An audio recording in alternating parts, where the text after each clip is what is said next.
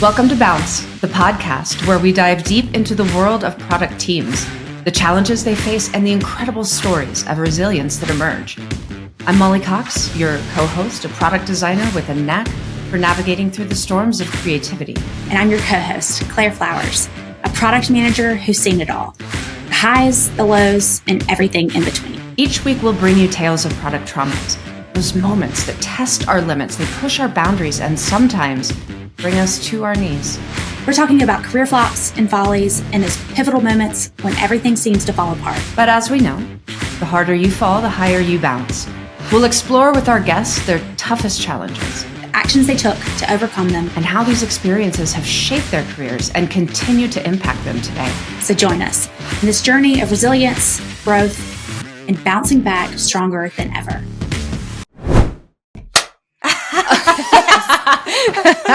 Amazing. Well, welcome, Erika. Thank you. Welcome, Erika, and those who are tuning in this week. My name is Erika Flowers. I'm a co-host here at Bounce.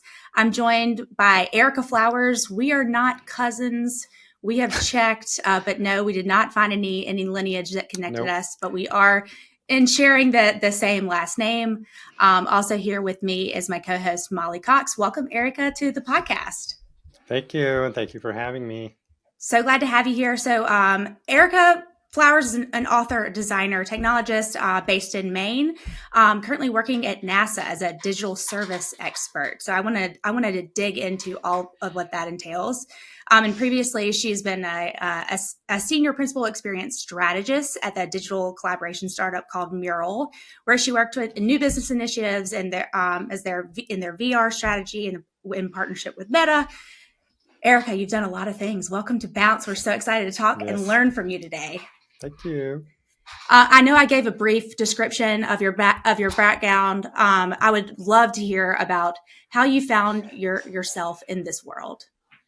So I'm one of the people where this type of work and like working in design and computers and technology, that's all I've ever done. And I was slightly late to getting into technology as a teenager. And so I got my first computer, which was Windows 95 in 1995. I was 14 years old. And so the mathematicians can figure out how old I am from that. And so within, the first couple months, I got a modem, and I started designing websites in HTML, and I actually used Corel Photo Paint to do graphics in like the mid 90s. I dropped out of high school after 11th grade and got a job as a web designer in 1998, the day after 11th grade ended. So in May, that 26 years ago. And I was getting paid $6 an hour to build websites for Y2K. And I went back to college to get a degree in psychology and English, because of course, and kept on working. And I have built websites, software design, and kind of been on the creative technologist side of the web and technology ever since. I got the psychology degree with this crazy idea that I would be a psychology professor and get a PhD, and that didn't work out. And so I just kept on doing this, and it evolved from being like a web designer to like what we called UX designer to product designer to service designer. And then, about 10 years ago, kind of stopped doing so much of the design work like on the screen and doing more like facilitation and strategy and like customer research and all of the way like softer skills, which, people want to go research like CX, customer experience, and service design. And then that just from like the amount of years doing this evolved into like business strategy. And like, I would say like creative technologist is kind of like the tacit like title. And most of what I do now, especially like today, like for the agency is like workshop facilitation and design thinking and like helping teams solve problems. And so, I mean, I'm still a designer, right? Like I can code, I can make stuff in Figma, Photoshop. I can do all that, but most of what I do is talk to teams and like take all of like Silicon Valley design thinking and like put it in the top of the meat grinder and then like get people who have never been exposed to it to do it. So I don't really like make anything, I become attached to teams that need to apply the last 20 years of innovation practices and design thinking to their projects. And the projects, they have, sometimes they could have nothing to do with software and products and services, but still it's like the mindset, you need a coach and a facilitator. So that's what I do, is show up and like add that knowledge and like direct traffic. And then people like are kind of off to the races by putting that methodology like into their project for them and like helping them learn to do. And then they can just continue to do it without me.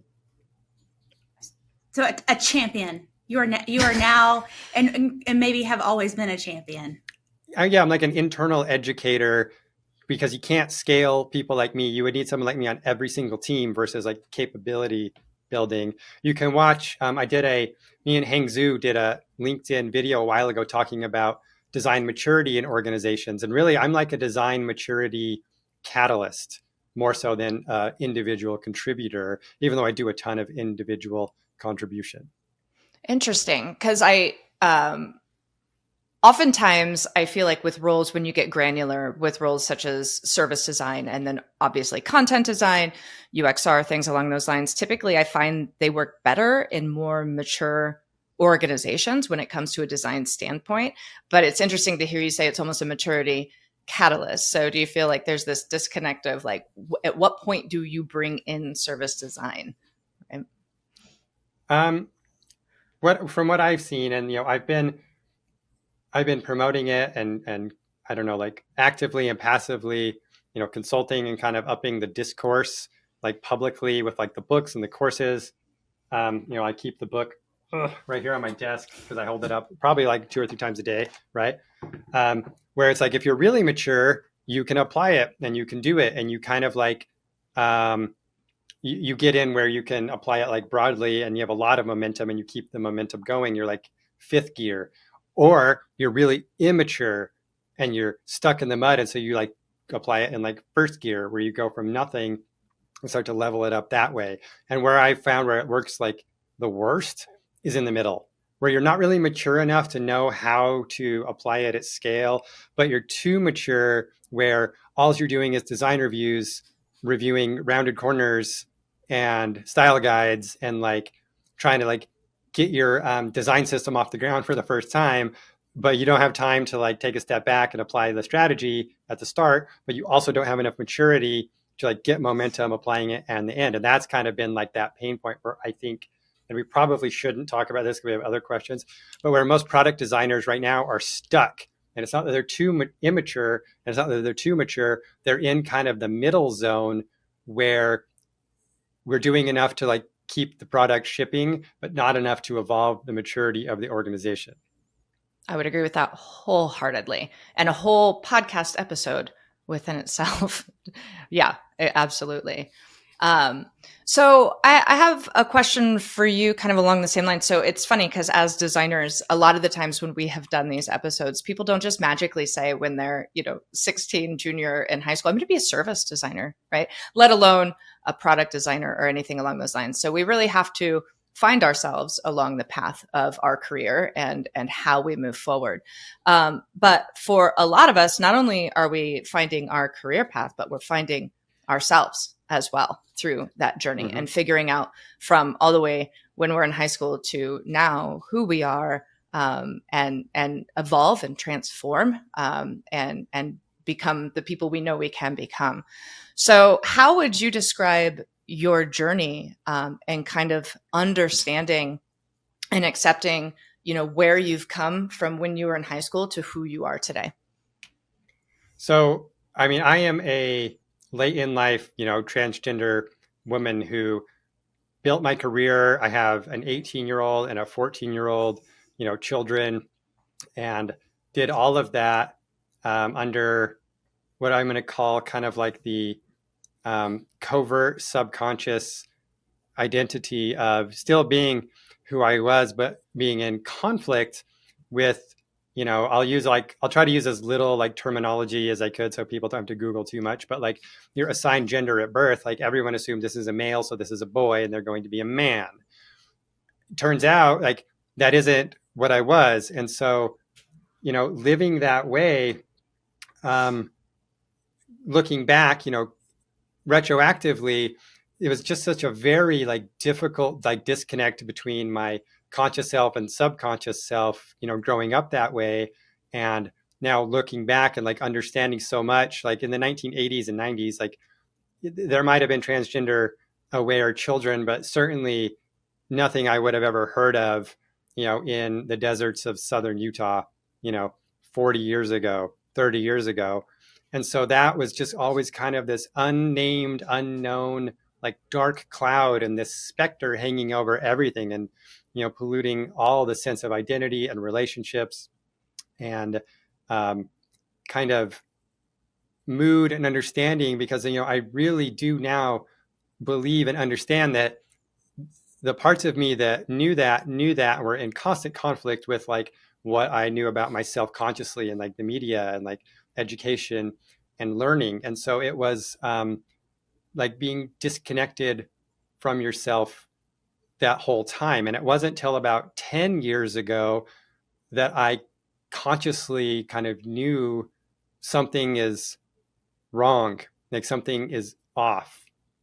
And I spent many years still like not understanding what like gender dysphoria was. Like doctors never talked about it, therapists never talked about it.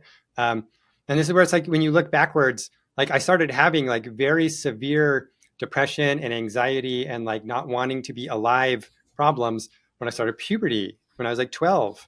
And like you can attribute that to like so many different things at the time, but now it's very clear like what happens when, content warning for your listeners. I believe myself to have been born a trans girl, right? And when you are before puberty, there's not really a lot of biological difference. And then when the testosterone hits, my brain, it shorted out for the next 30 years. And so having this like undiagnosable depression and anxiety and like these ideations of like not wanting to be alive that just kind of came from nowhere were constant. And it was only like, again, 10 years ago where I was like, okay, I don't want to be a man, but I never once asked, am I transgender?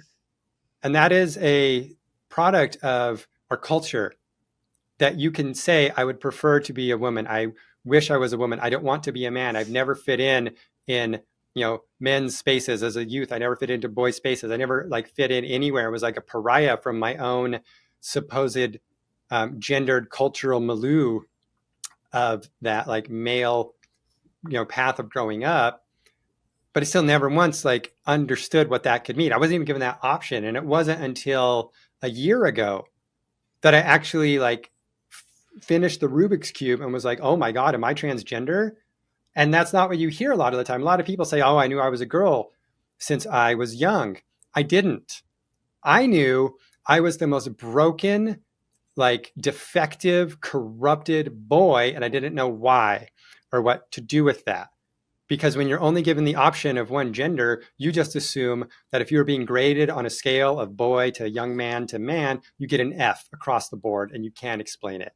And so now having to undo all that and learn that and do like speed run transitioning has been like my only goal ever since then. I very much, this resonates with me a lot because I think there is such a common misconception for knowing your identity all along. People have this, they make this assumption that, oh, you've had this secret for a really long time and you've just been sitting on it, when actually it takes a long time to identify that in yourself. And it's a whole internal process. And then on top of that, you have to figure out how to come out. And it often feels like you have to come out over and over. And I think that people don't understand that. For myself, I'm a lesbian, and I came out when I was 27, and I still feel to this day that I am still figuring it out. A lot of people figure out their time to figure out who they are is like, puberty onto like early adulthood. And then, everyone's always figuring it out, of course. But I think that the misconception can be that it's the secret that you've had all along, and that it's just the time and when you want to say it. And that's just No. not the case. It's Well, not. and I mean, I spent 9 years with a closet of women's clothing I never wore. I would just buy and keep and put on in my room and take off and take to the landfill. And then a year or two later, do it again. Never once asked the question. And when you're a trans woman who is like my sexual orientation, if we also want to like get pedantic, would be lesbian, because I'm attracted to women and I was. So when you're a man attracted to women, you don't ask yourself that. But you wonder, like, am I a cross-dresser? What does this mean? Like, but we've done so much to like not talk about that as a culture that I never asked the question. And when I did finally say for the first time, I think I'm transgender, I went from first awareness to I'm transitioning, I'm changing my name. It took 6 days. 6 days is how long I transitioned. It's just people didn't know, and I didn't like look that different in those 6 days, obviously. But that was it. And at this point, I've been completely medically transitioned on hormones for 9 months, and my levels are like cisgendered estrogen and testosterone, and it's like completely rewired my brain, my personality, my memories, everything. I don't even remember what it was like before, because it was like my brain was like running at like 20% capacity, and I don't even. It's almost like the hormones have changed so much endocrinologically in my neurology. I can't even like barely remember what it was like. So I didn't know that. It took me 6 days to go from, wait a second, Google everything, try to figure it out, whatever. And then by then I was generating AI images of what I thought I should look like in Dolly and Midjourney. And then it was just like, this is my plan. And that was in May, and it still took 3 more months to like tell the world. And that was because of how, terrifying it was. But no, there was no secret. And I've spoken to other trans women who knew since they were children and hid it. I didn't. I just thought I was irreparably broken as a man. I think there's something to this whole aspect of secrets and hiding and things along those lines. And I like to liken it to it's not lying. And we're maybe holding on this secret, but it's almost like our neurodivergent friends, people who are sometimes autistic or ADHD and things along those lines. We have the term called masking, right?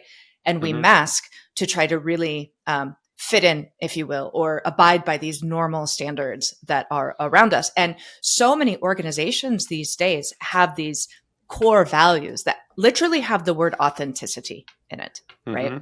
And so we're to some extent masking to fit into this norm, to be authentic, when all in the same time, the one person we're not being authentic to is ourselves. Yeah. Right? And fun fact, I actually, aside from this, as one of my methods of like trying to figure out like why I don't feel right, where does all this like depression and anxiety and stuff come from? I was also diagnosed by University Medical Center as autistic in 2008, like very autistic. And I just took that 60-page report. It cost me a couple $1,000s. And I was like, oh, I can't do this. That I did just put away. Like, I can't be that right now. I have other things I have to worry about. And so that was like another, like that was, and it wasn't like a secret, but it was just like, well, what am I supposed to do with this information? And I got that report back out. I had them retrieve it from their paper archives and scan it and mail it to me last year after coming out to internally as trans. Cause I was like, well, I better also like start to own being autistic as well, because I can't do that Now's at the same the time, time. right? That's like too many things at once to come out as, So first things first. Yeah. I'm curious, in the as far as coming out or being in the closet or on this journey of self-discovery, how have you seen that affect the way you collaborate and interact with people at work?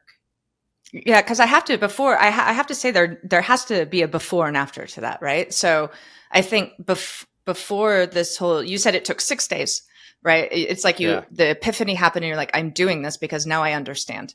And, but before that epiphany happened, you were working in a very certain way. I also want to add on to Claire's question. How did this impact maybe your actual job performance and your job satisfaction, all while inside going through this by yourself and having to mask and be something else at work? I mean, it wasn't great. Like this isn't going to be like, and like myself, I mean, I kind of like now have studied how people come out as transgender and different experiences. But at the time I didn't know, and most people don't have a need to study that. And like, why would they, right? It's not a part of our everyday kind of cultural conversation at the moment. But I mean, from the time I was like young till, last year, I was the most like depressed, anxious, miserable person I had ever met. Like the gender dysphoria, we didn't have a name for that, so it just manifested as all these other types of like pretty extreme like depressions and anxieties and kind of this like self-loathing, and it just ate away and corrupted everything. It was like this corrosive acid that was present in everything. So it's not like I would be at work and be like, oh, I want to be a woman so bad, but I can't. So I'm going to be angry all day. It was just angry all day because it wasn't like I was just living this cool, normal life and be like, oh, being a man is great. I love all this male privilege. But it'd be even better being a transgender woman in America. I never thought that. And so it affected everything. I mean, this is where it's like sad story. It was like I had almost no close personal relationships, no really good friendships, like one or two. Difficulty, I mean, certainly never been able to relate to or connect to other men at the time, but also not with other women either. Like dating relationships were strained and like so difficult, like friendships, like work relationships, my relationship with myself. Like it was not, it wasn't easy. I've been on so many like different like antidepressants and medications and therapies and stuff, trying to fix the one thing that like I don't have any like medications now other than the testosterone blockers and estrogen. But even before starting HRT, just coming out and like changing my identity, most of that went away after 30 years. And then starting the hormones almost now, 10 months ago, made it even better. And so it's kind of like it affected my job and my performance and my satisfaction. It affected everything. Every part of my life existed underneath that like crushing weight of what we only now identify as the gender dysphoria. Every part of my life was being dragged down by that. I had no connection to other people or to myself.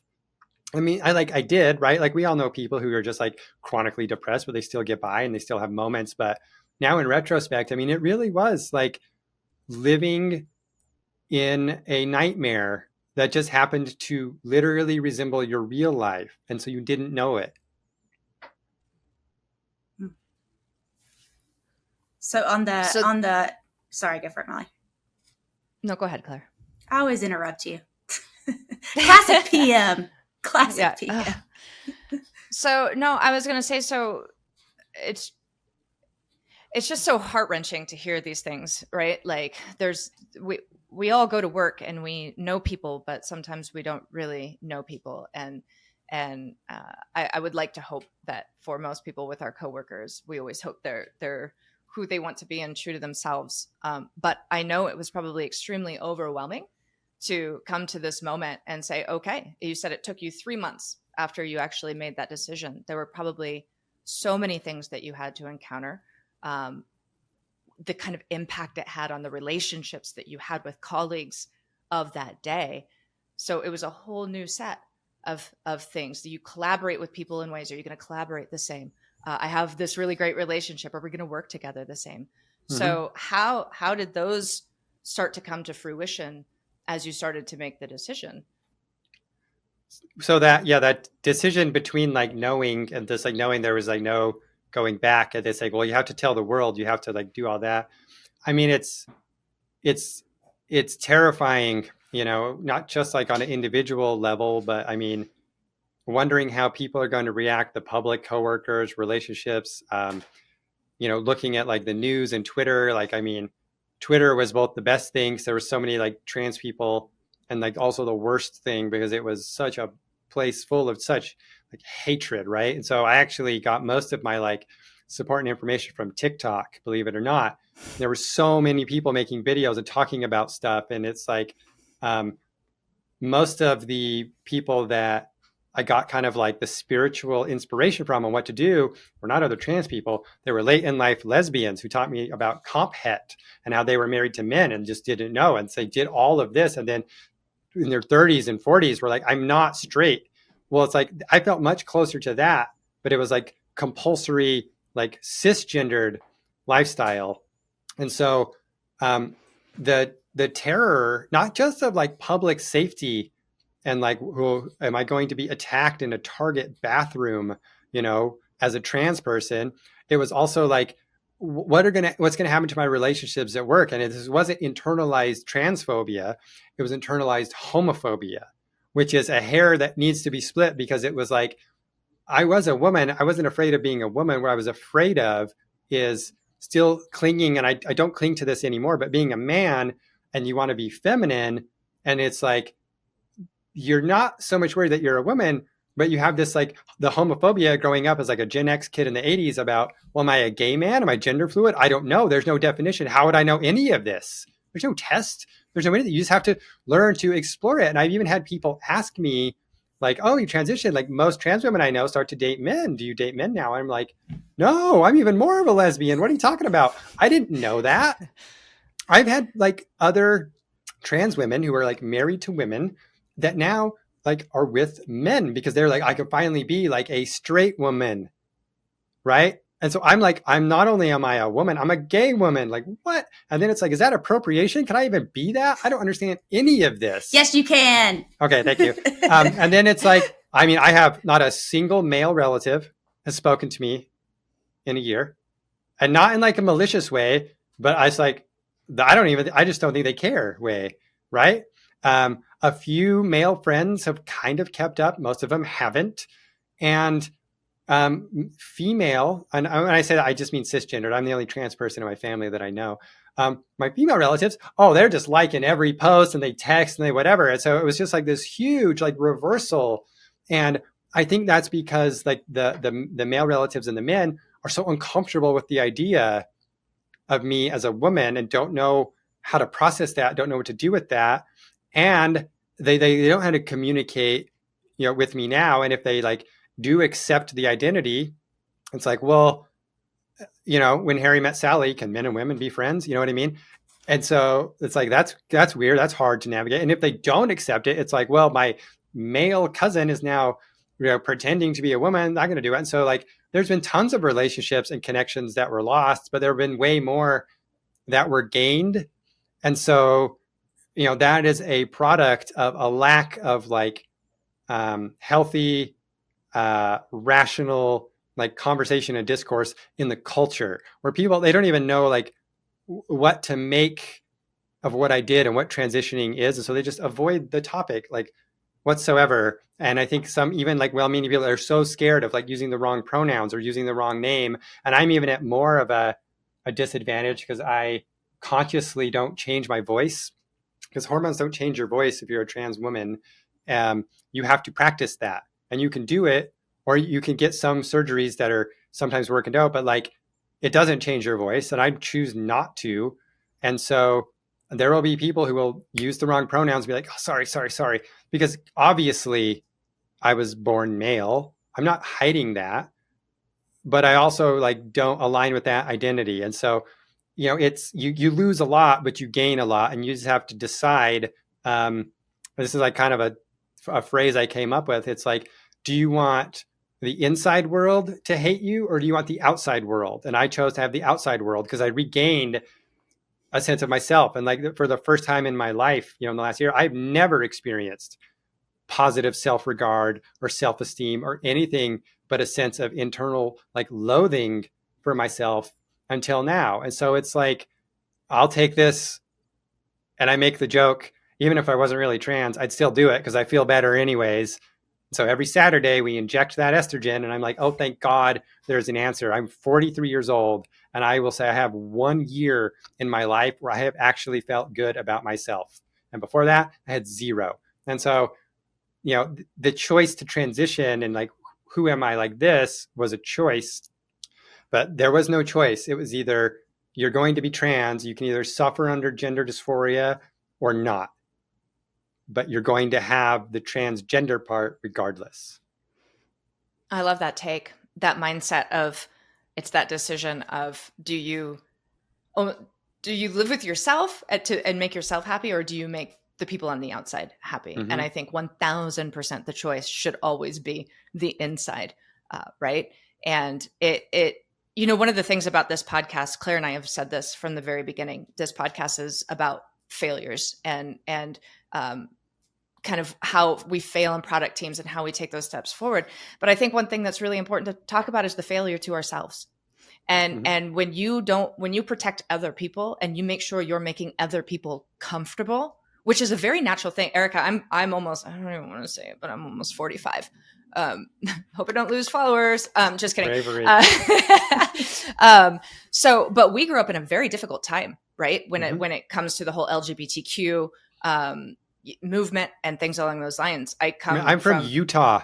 Yeah, I'm in Nebraska, right? Right? Do I win? Do I win with Alabama? Well, you are Alabama. I mean, look, can we just all agree here that we all come from very difficult places to be in the LGBTQ community? But I think there's a very important factor here that failing doesn't mean failing a corporation. You can be very successful at work. I'm sure Erika, you've been successful in every role that you've had, hence why you are where you're at today in your career.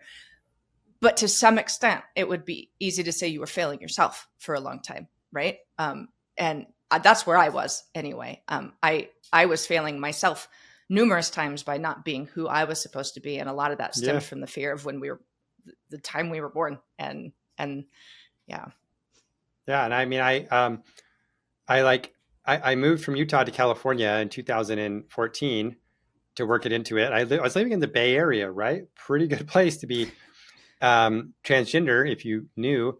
And I didn't know, but like the entire time I kind of like really built like phase 2 of my career. And like, I went from just like kind of a nobody technology person from Utah, Salt Lake City to, Silicon Valley.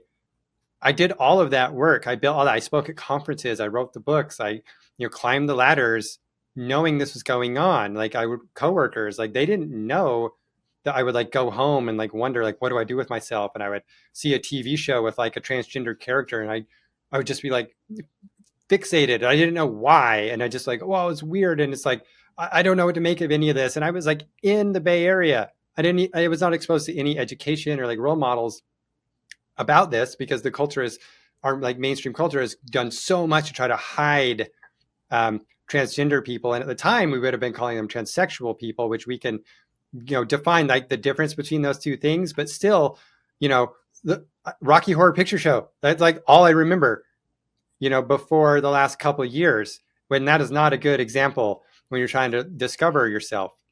And so having to build a career, like I started at NASA before coming out. I couldn't make the timing work. So I have a badge right here with a sticker over my face because I had to take that picture before, and it has my dead name on it because I couldn't tell anybody. And so now I have this like memento to something that I don't want.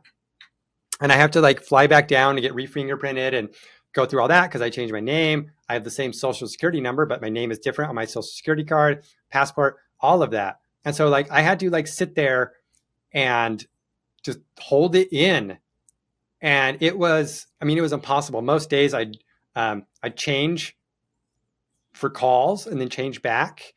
And then like one time I forgot, swear to God, like out of can I swear? Freaking movie. I go and I look at myself like I'm like, oh shit. And I'd hurry to the camera, cover the whatever, hurry and change, go back into boy mode and be like, that was weird. And like nobody saw, but I forgot. And it just got to the point to where I was breaking down after work and saying to my family, like, I can't I can't do this. I can't do this anymore. Like, I can't know this is going on. Have this name, my email, people calling me, it's government. So it's like, they're calling you sir. I can't do this. And the decision to come out, it was like a 12-hour decision. I posted to LinkedIn at like 11 p.m. and that was it. It was just just like the few months earlier with like the 6 days from awareness to deciding, that happened in like less than a day.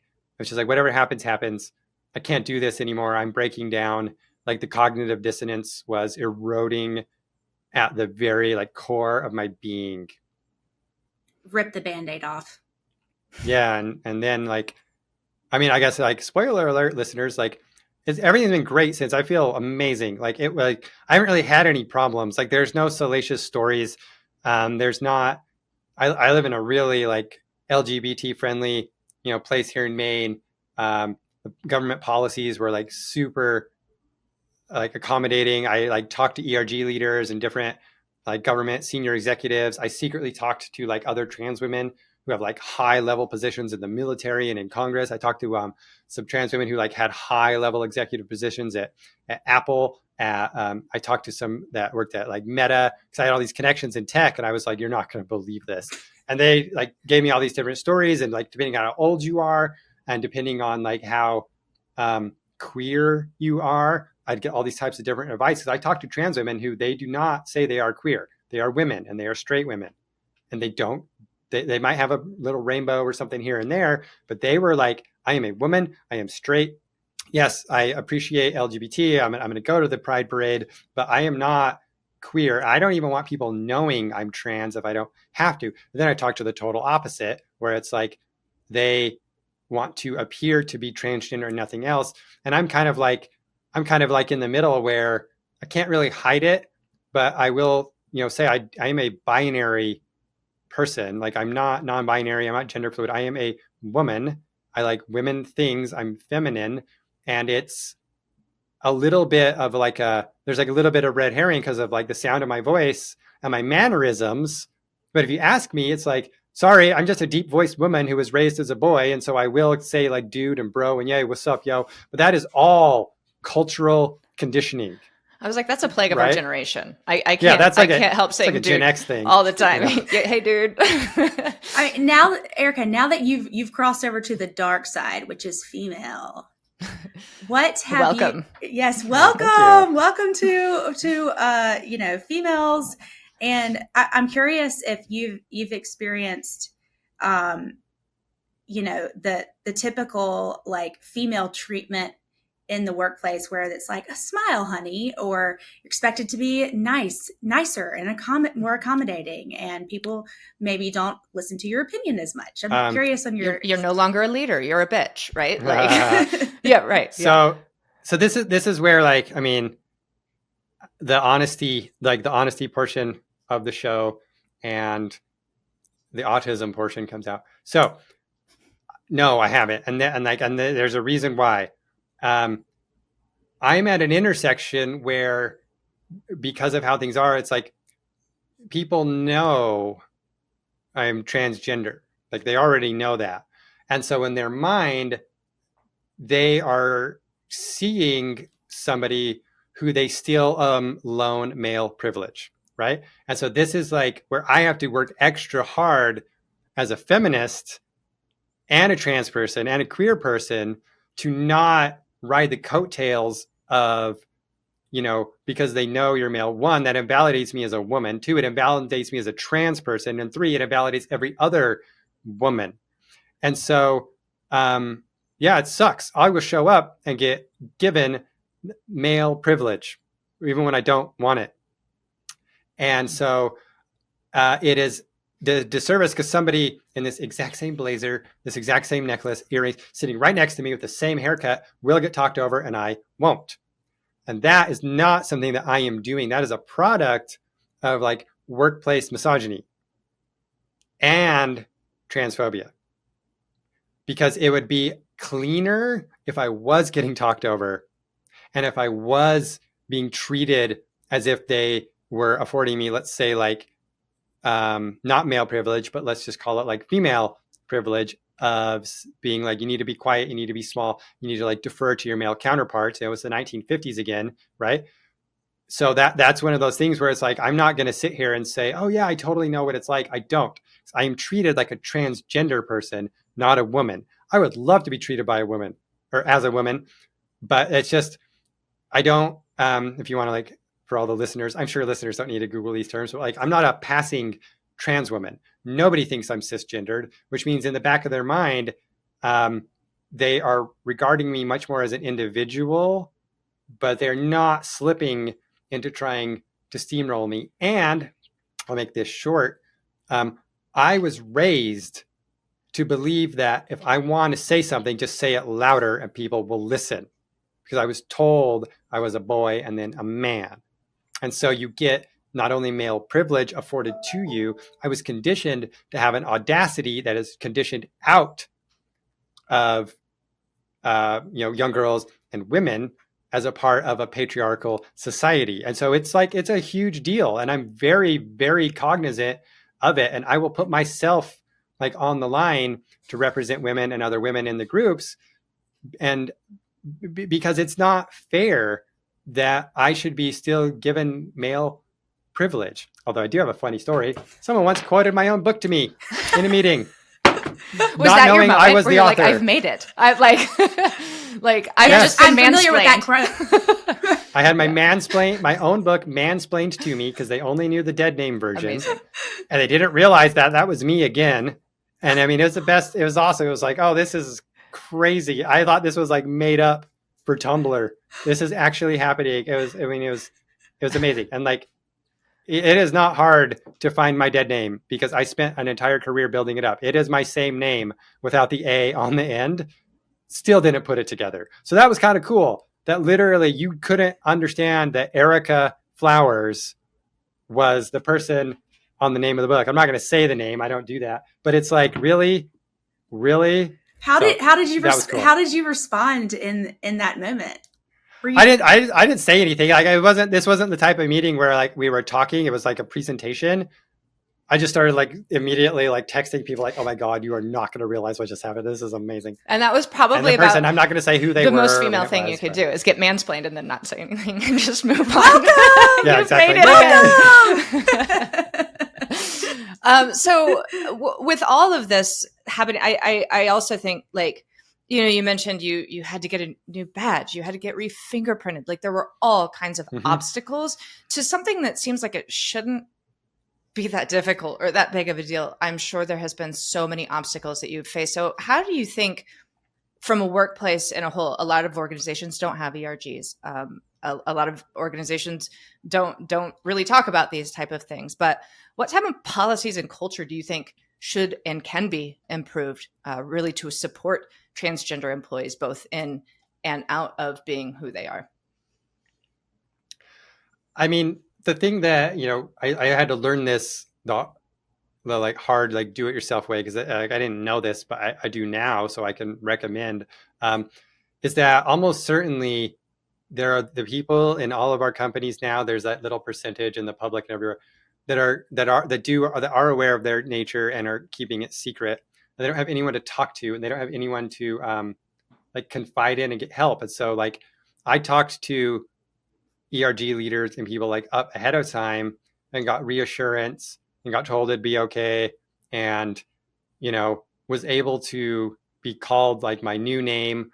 I got my name legally changed like right away, but it was still a few months before that, and be able to say, and then like be able to safely come out like one person at a time, like in private, and then to be connected to other transgender people privately and like not have to expose that. And so, I mean, I talked to like a lot of government trans people and said like, what's going to happen? And they gave me all the advice, the reassurance, and we're like, everything's going to be handled. And we talked to HR like that. So it was really like, you have to create the soft landing space first and then like advertise it and let it be known. And like NASA just happened to have a really active Pride ERG, happened to have some very out vocal like social media transgender employees. And so it wasn't like the big stuff. It wasn't like the big policies and stuff. It was the small stuff, right? Like I used a all gender bathroom at headquarters in Washington, D.C., like just a few weeks after it was like, as it was like the signage was put up or whatever, right? And so just to know like there was safety there. So this wasn't like about having webinars and speakers and that type of stuff, because the people are too scared to out themselves.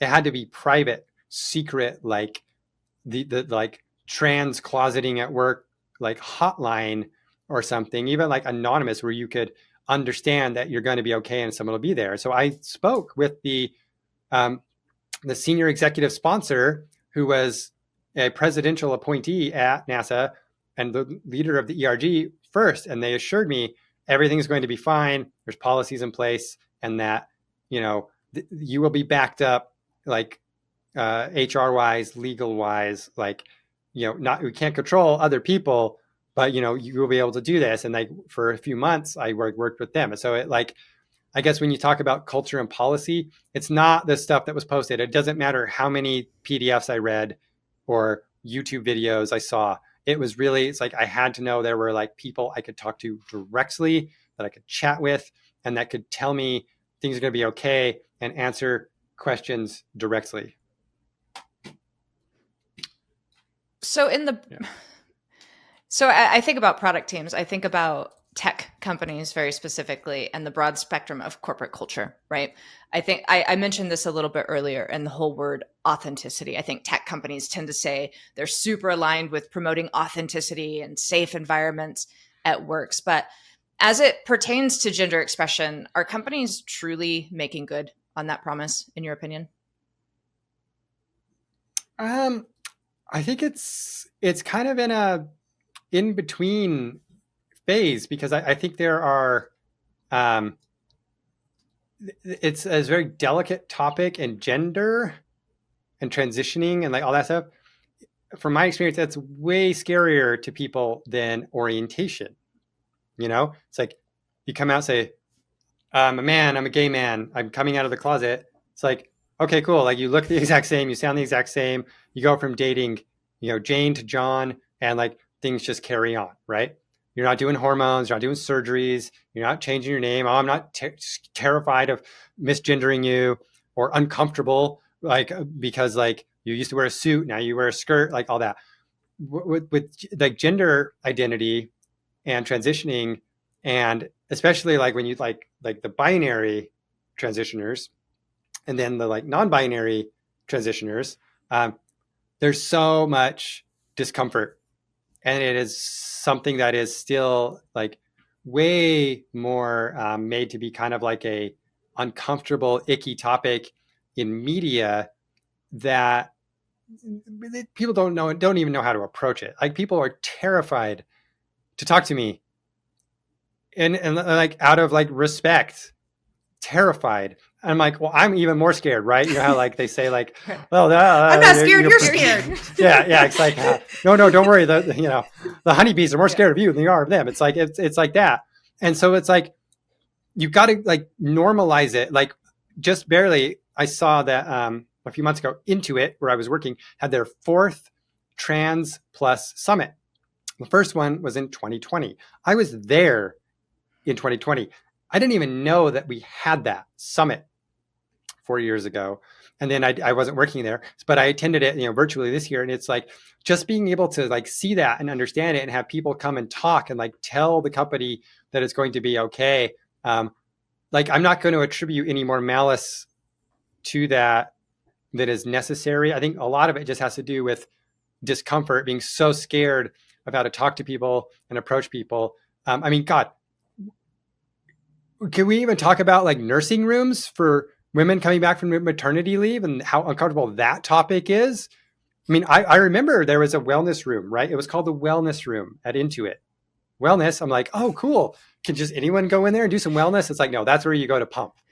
Pump what? It's like, oh God, breast milk. I was going to meditate. Like, oh, why don't you myself. just say that? It's like, because or we don't tampons. talk about, yeah, exactly. It's like, we don't talk about any of that stuff. We call them sanitary napkins, right? It's like, what? We're like terrified of talking about anything that has to do with humanity. And that is a product, again, of a patriarchal culture.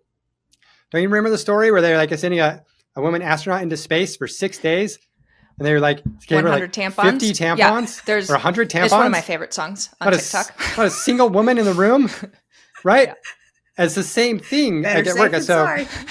I think most of the culture is just like, if you go to your average tech company, it's like, well, there's nobody even in the leadership or like the ERGs or like HR that even knows the terms, which is why it's like, it's important, like go get a speaker or go get someone to help just educate, like, these are the terms, these are the ones that are sensitive, these are the ones that aren't. And like, this is like where I could be like a third party resource. So if people have questions, people that like have no idea how to approach it can get information and be made more comfortable. Because like a lot of the times, it's not the trans people that are uncomfortable, it's everybody else, because they mean well and they're so scared. And if they don't mean well, I mean, those people already have a vendetta and are already carrying like a kernel of hate in their heart anyways, and probably can't be reached with education regardless. And so I think there is such a delta between the reality of being trans, in America, in tech, and then like where we are conversationally. That's why I like kind of am going out of my way to like do this podcast and post on LinkedIn and like write stuff so that there are people we'll be able to see, one, that like trans people are still like normal people. And it's like, if someone wants to say like, oh yeah, you're trans, that's a mental illness. I'm like, well, NASA didn't think so. So sorry. Right.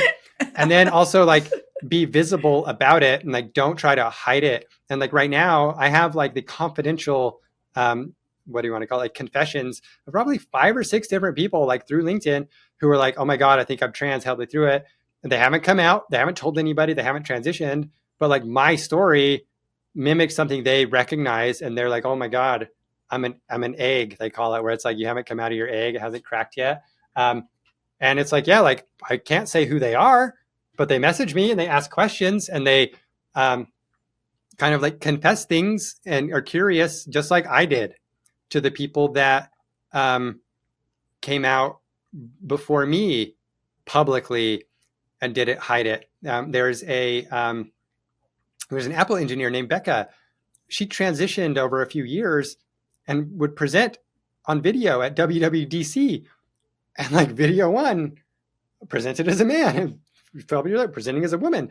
And they say I had the Apple funded like the most expensive transition timeline ever because they were like a very prominent developer at Apple who would present on Swift and the Metal programming language. So every year they were like a little more transitioned. And I like emailed them and talked to them. I was like, oh, thank you for like not just like disappearing for 6 months and like reappearing as a different person. And so it's like not everybody has to be public about it, but I don't mind being so. And so if it helps somebody else, my life was miserable before transitioning. And that's not something that people should have to suffer through, if they don't have to. Yeah. I think there's two things I was going to say to that is first and foremost, I think there's also the side of us that are the empaths to some extent, the ones that are really nervous. Oh my God, what if I say the wrong thing? I want to be so careful to not offend or be there for you or say the right thing. So I think there's also that group of people that are just fearful of hurting feelings to some extent. So you have both sides of the spectrum at work, and that's a really difficult thing. But how based on your experiences and what you've seen, how can people be better partners to the LGBTQ community in the workplace in a whole? I mean, I think, and specifically, like, again, I have to like disclaim this because I don't want the audience to get like the wrong message. Because like I have experience with like my transition of being like an adult transitioning genders, right? I don't really have experience with like being, how do you say this? Like lesbian or a gay woman or like my orientation. Like I have like kids, like I have been married for 20 years. Like I don't, like that has never come up for me. So I can't talk about that, but like gender transition and changing your gender, especially your binary gender,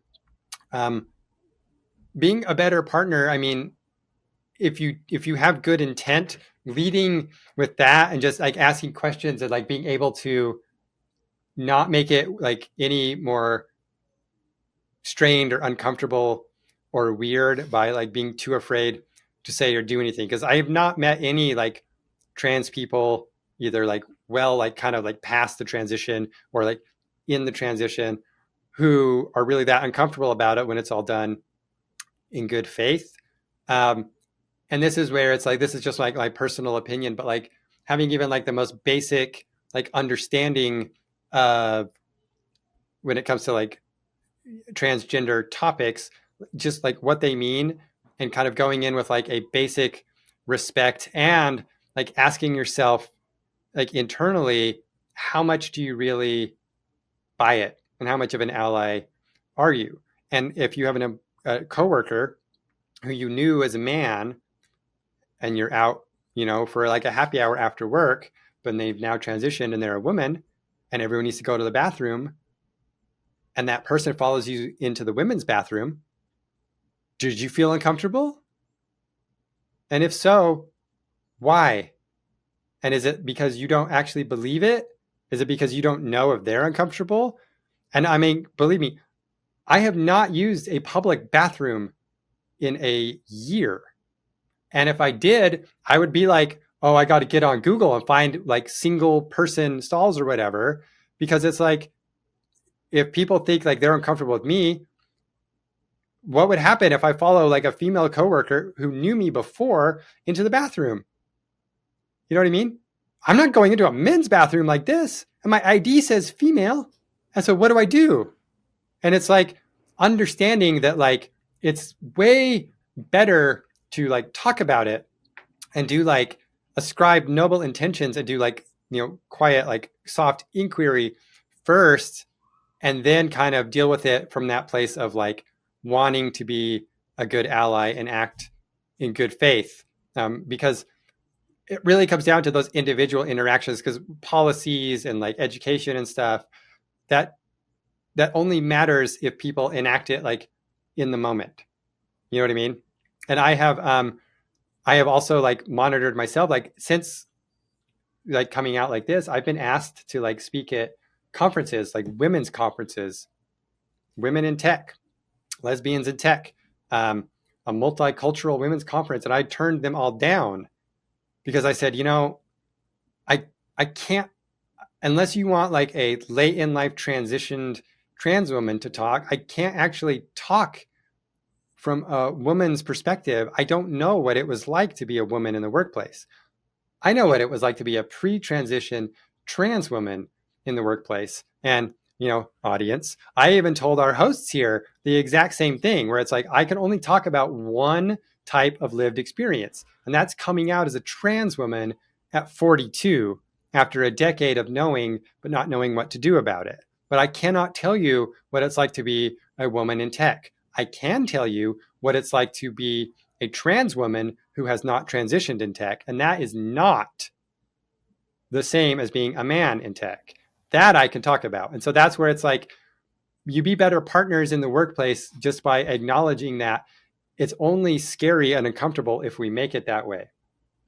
First and foremost, I love your content on LinkedIn. I think it is so important. I left a comment one time on one of your posts, in that you are helping give a voice to those who are silent, to those who cannot say anything quite yet, and you're empowering them and you're inspiring them. So to that, I say thank you. I please continue. And I'm so appreciative that you came on the podcast, and your perspective is such an important one. So thank you. Yes, you're welcome. And thank you for having me and giving me this chance to talk. And then like, maybe if there's like liner notes, or if we post it, I can guide people to some of the other trans women, because that was like my focus, that helped me, that were also vocal and visible. And like, I saw that they could do it too. And they could post their videos and write their articles and write their books, which inspired me because, having already pre-established a career on like a very, very small, like internet tech world influencer reputation, it was like, well, I'm going to lose all that unless I take it and like reemerge like now, Chris Tyson, Mr. Beast, right? Like one of their principal co-hosts came out and transitioned. And then Abigail Thorne, who did Philosophy Tube, transitioned. That was like millions of subscribers, transitioned. And now she's got cast in the new Game of Thrones series as a character, right? And it's like, you can go watch those old videos and see them before transition. And it's like, they can't hide that. And so it's like, I hopefully, like, I'm one of those people who inspires people, even if they like don't have all this material out on the internet they can never get rid of. They at least like will feel confident to be like, okay, other people are doing it, I can do it too. I mean, it's the least I can do, because I suffered for way too long because of how, you know, these stories just aren't out there. All right. Well, Claire, any final words from you today? I do have a question for you. As a lesbian, have you been added to the email list yet? No. There's a lesbian email list. Wait, is there yeah. You just gotta, like a secret one? You gotta get on the email list. You gotta get on the email list. We'll get a hold of the president of the club. So, and Yay. Thank you so much for sharing your story, Erika. I wish that we were cousins. Awesome. All right, Erika, where's that clipboard? Thank you so much. Where's that clipboard? That's how. Oh, okay. Ready? And cut. Thanks for tuning into this week's episode. If you enjoyed it, be sure to subscribe and leave a 5-star review on Spotify, Apple, or wherever you get your podcasts. And if you'd like to connect with us, check out our website at bouncepodcast.com.